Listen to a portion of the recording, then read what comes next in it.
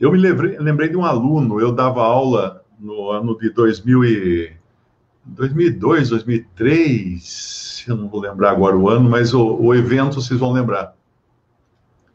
E eu tinha um aluno, mas era uma pessoa finíssima, era um francês, um jovem que veio da França para estudar no Brasil. Ele achava que ele podia encontrar muito mais oportunidades aqui no Brasil do que na França. Interessante isso, né? Geralmente as pessoas vão estudar lá fora, vão procurar, mas ele com a bagagem que ele tinha, com a capacidade dele, ele veio buscar no Brasil oportunidades. E esse jovem, eu dava aula num MBA em São Paulo, toda segunda-feira à noite eu viajava para São Paulo, dava aula, depois tomava umas 5 Coca-Cola e mais 5 cafés para conseguir dirigir de volta e chegar em casa 1h30, 2 horas da madrugada, né? E, ele frequentava essas aulas minhas na Uninove, era aula de marketing para profissionais de TI, marketing de internet para profissionais de TI, era a aula, disciplina. E esse jovem muito interessado, muito bom, um cara super educado, aquele cara que você fala assim, nossa, esse aí vai deslanchar. Esse aí, todas as portas vão se abrir para ele. Estava noivo, ia se casar, e aí ele morreu num acidente de avião. Mas a parte curiosa de tudo é que ele não estava no avião. Ele trabalhava na TAM,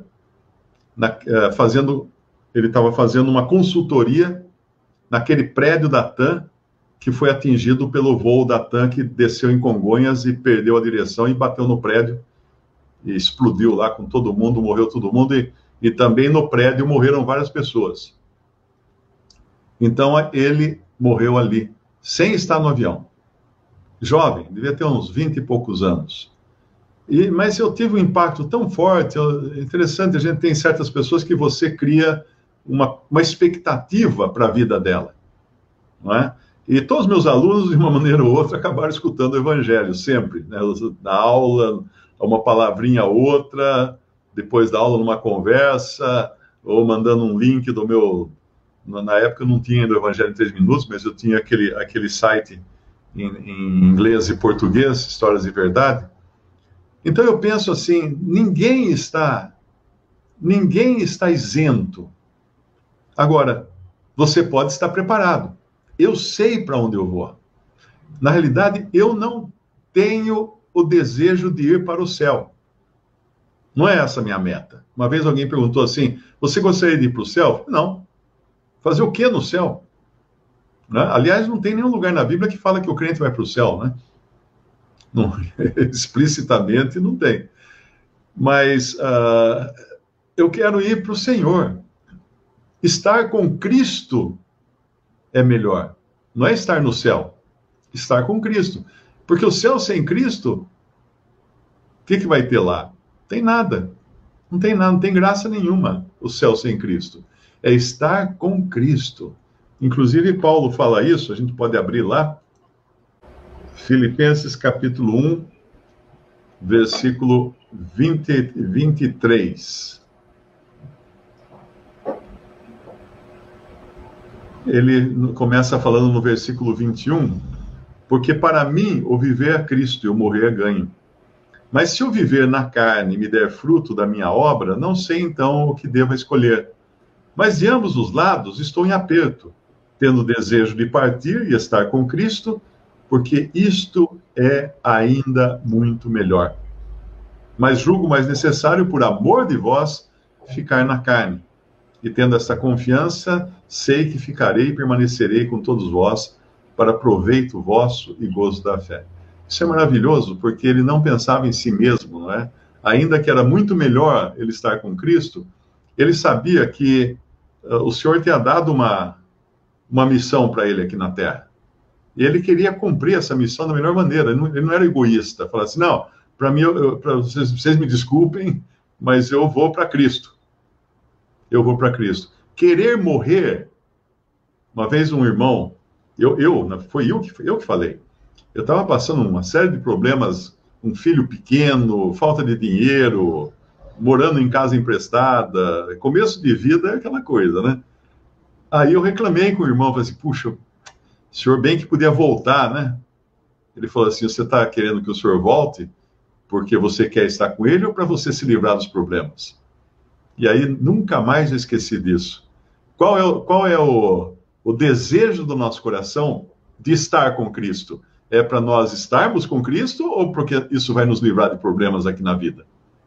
Então é muito importante pesar isso daí, não é? Porque aqui ele não é egoísta. Ele não é egoísta.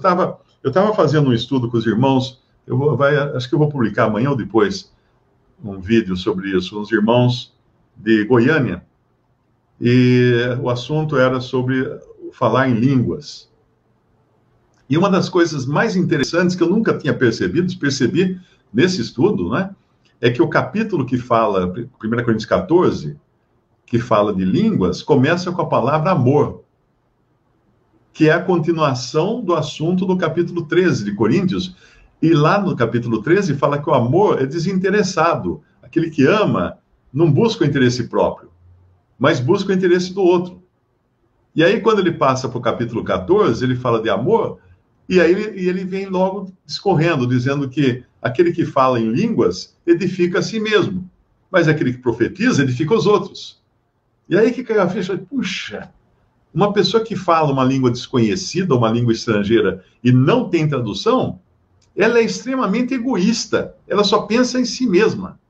Não, aquele que fala língua edifica-se a si mesmo, eu estou me edificando, tal. Mas e os irmãos? E as pessoas ao seu redor? Você está fazendo o que com elas? Então, o desejo de estar com Cristo não pode ser no sentido egoísta. De me livrar dos meus problemas, das minhas obrigações aqui, né? Porque a pessoa às vezes está com filho pequeno, falta de dinheiro, devendo para todo mundo. Eu quero que Cristo volte logo, porque assim eu não preciso pagar as contas, não preciso trocar fralda. Espera aí, não é assim, não. O desejo de estar com Cristo é porque Ele é sublime o suficiente para termos esse desejo. Aquele que o Pai se agradava nele, se agradou nele em todos os aspectos, exceto no momento em que precisou Deus lançar trevas sobre toda a terra, porque ali Cristo havia sido feito pecado por nós. Então ele tinha que morrer sozinho, ele tinha que enfrentar a escuridão do juízo de Deus sozinho.